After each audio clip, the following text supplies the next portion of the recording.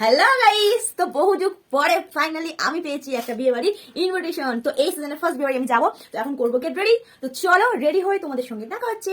Bye bye. তো আমি finally ready হয়ে গেছি, আর আমাকে কেমন লাগছে অবশ্যই কমেন্ট করে কিন্তু জানিও।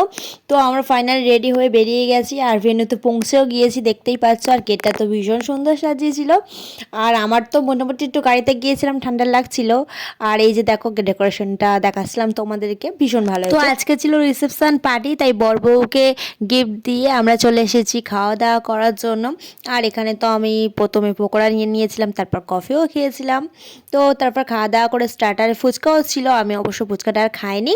তো স্টার্টার খেয়ে আমরা দেখো এখানে একটু ঘুরতে এসেছিলাম, আমি আর আমার বর দুজনে একটু ফটো তুলছিলাম। ও আমাকে গেটের কাছে কটা ফটো তুলে দিচ্ছিল।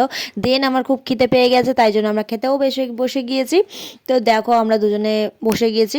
তো অনেক রকম আইটেম ছিল খাওয়ার, তার মধ্যে আমি তো হোটেলে হাফ খাইনি আর হাফ খেয়েছি। আর কি কি খেয়েছি সেগুলোই তোমাদের সঙ্গে শেয়ার করবো, তো তো প্রথমে পড়ে গিয়েছিল ফিশ ফ্রাই, তারপর পড়ে গিয়েছিল রাধা পল্লবী, আর তারপর ছিল সাদা ভাত, ডাল, মাছের ঝাল। আমি ডাল অ্যাভয়েড করেছি।